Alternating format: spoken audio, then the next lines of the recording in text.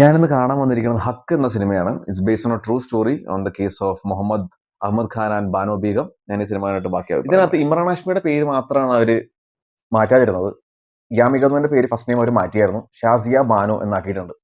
എനിക്ക് ഈ സിനിമ കണ്ടപ്പോൾ ഏറ്റവും ആദ്യം ഓർമ്മ വന്നത് ബാസ്റ്റേർഡ്സ് ഓഫ് ബോളിവുഡ് എന്ന സീരീസിന്റെ ഒരു ഡയലോഗാണ്. പൂര ബോളിവുഡ് എക് തറഫ് ഓർ ഇമ്രാൻ ഹാഷ്മി എക് തറഫ് എന്ന്. എനിക്ക് ചെറുതായിട്ട് മാറ്റി പറയുന്നുണ്ട്. പൂര ബോളിവുഡ് എക് തറഫ്, ഇമ്രാൻ ഹാഷ്മി ഓർ യാമി ഗൗതം എക് തറഫ് എന്നാണ് എനിക്ക് പേഴ്സണലി തോന്നിയത്. ഈ ഒരു സിനിമയിൽ യാമി ഗൗതമിന്റെ പെർഫോമൻസ് കാണണം വേറെ വേറെ ലെവലായിരുന്നു. എനിക്ക് തോന്നിയത് ഷാബാനോടെ ആത്മാവ് യാമി ഗൗതമിന് അകത്ത് കയറിയിരുന്ന് അഭിനയിച്ച പോലെ അങ്ങനത്തെ ഒരു പ്രകടനമായിരുന്നു ഈ സിനിമയുടെ അകത്ത്. ഇതിനകത്തൊരു വലിയൊരു മോണോലോഗ് സീക്വൻസ് ഉണ്ട്. അതിനകത്ത് ചെയ്ത് വെച്ചിരിക്കുന്ന പെർഫോമൻസ് കാണണം. ഒരു ബാക്ക്ഗ്രൗണ്ട് സ്കോർ ഇല്ല, മ്യൂസിക് ഒന്നുമില്ല, എന്നിട്ട് നമ്മുടെ കണ്ണ് നിറപ്പിക്കുക. അപ്പോൾ ആ ഒരു ലെവൽ ഓഫ് ആക്ടിംഗ് ഒന്ന് ആലോചിക്കും. ഞാൻ എപ്പോഴും ആലോചിക്കും എന്തുകൊണ്ട് യാമി ഗൗതമിന് ആ ഒരു അംഗീകാരം കിട്ടുന്നില്ല എന്ന്. എന്തോരം നല്ല സിനിമകളുണ്ട്. ലാസ്റ്റ് ഒരു ഗംഭീര സിനിമയായിരുന്നു, ഹോട്ട്സ്റ്റാറിൽ അവൈലബിൾ ആണ്. ആർട്ടിക്കിൾ 370, ബട്ടിക്കുൽ മീറ്റർ ചാലു, അങ്ങനെ ഒരുപാട് നല്ല സിനിമകളുണ്ട്. ഈ ഈ സിനിമകളെ പറ്റി മിക്സഡ് അഭിപ്രായങ്ങൾ ആണെങ്കിൽ പോലും യാമി ഗൗതമിന്റെ പെർഫോമൻസുകൾ കിടിലായിരുന്നു. ഏതായാലും ഈ സിനിമയിലെങ്കിലും അംഗീകാരം കിട്ടട്ടെ, അവാർഡുകൾ കിട്ടട്ടെ എന്ന് ഞാൻ ആഗ്രഹിക്കുന്നു. പിന്നെ ഇമ്രാൻ ഹാഷ്മി, എനിക്ക് ഏറ്റവും സന്തോഷമുള്ള കാര്യം എന്ന് വെച്ച് കഴിഞ്ഞാൽ ഇമ്രാന്റെ പടം തിയേറ്ററിൽ കാണാൻ പറ്റിയതാണ്. ഞാൻ അവസാനം കണ്ടത് മുംബൈ സാഗ എന്നൊരു പടമായിരുന്നു. അത് ഇമ്രാന്റെ പടമായിട്ടേ തോന്നിയില്ല. ഏതായാലും ഈ ഒരു നല്ല സിനിമയിൽ ആ ഒരു കോംപ്ലിക്കേറ്റഡ് ക്യാരക്ടർ, ആ ഒരു കോംപ്ലക്സ് ക്യാരക്ടർ വളരെ വൃത്തിക്ക് തന്നെ, വളരെ നീറ്റായിട്ട് തന്നെ കൈകാര്യം ചെയ്തിട്ടുണ്ട്. ഏതായാലും ഇനിയും ഇങ്ങനത്തെ നല്ല റോൾസ് കിട്ടട്ടെ എന്ന് ഞാൻ ആഗ്രഹിക്കുന്നു. ഈ ഒരു സെൻസിറ്റീവ് കണ്ടന്റിനെ ഏറ്റവും വലിയ ഒരു ബാക്ക് ബോൺ എന്ന് വെച്ചാൽ ഇതിന്റെ പവർഫുൾ പെർഫോമൻസ് ആണ്. അതിനുശേഷമാണ് ഇതിന്റെ റൈറ്റിങ്ങും ഇതിന്റെ കണ്ടന്റും ഒക്കെ കയറി വരുന്നത്. ഈ ഒരു കണ്ടന്റ് ശരിക്കും പറഞ്ഞാൽ ഭയങ്കര സെൻസിറ്റീവ് ആണ്.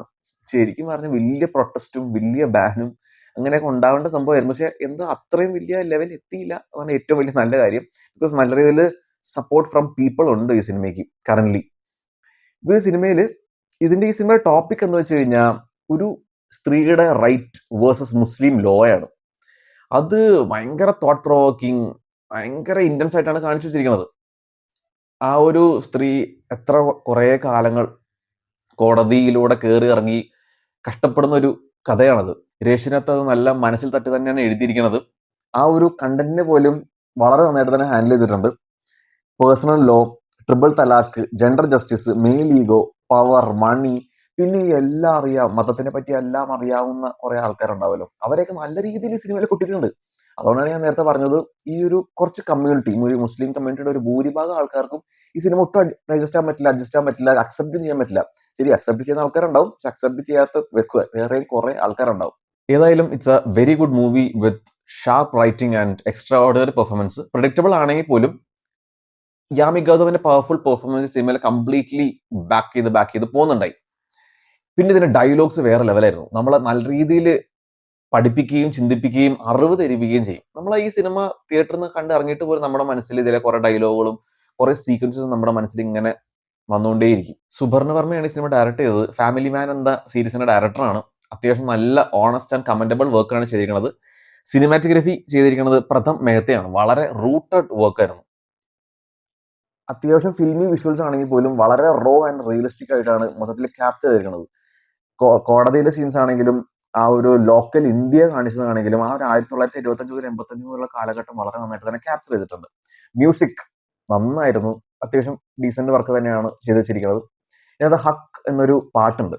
അത് അവസാനത്തെ നിമിഷങ്ങളൊക്കെയാണ് വരുന്നത്. അത് കറക്റ്റ്ലി പ്ലേസ്ഡ് ആയിരുന്നു. ഭയങ്കര ഇമോഷണലി ചാർജ് ആവുന്ന ഒരു പാട്ട് തന്നെയായിരുന്നു. അത് വെൽ പ്ലേസ്ഡ് ആയിരുന്നു. ബാക്കിയുള്ള ഫസ്റ്റ് ഹാഫിൽ 2-3 പാട്ടുകളുണ്ട്, അത് കുറച്ച് ഡ്രാഗിങ് ആയിട്ട് തോന്നി. ഇത്രയൊന്നും പാട്ടിന്റെ ആവശ്യമില്ല എന്ന് പോലെ തോന്നിയായിരുന്നു.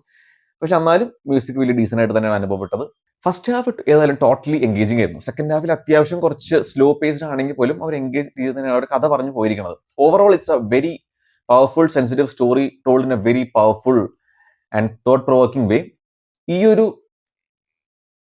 നല്ലൊരു intense court room drama with high family emotions കാണാൻ താല്പര്യമുണ്ടെങ്കിൽ please go and watch this movie.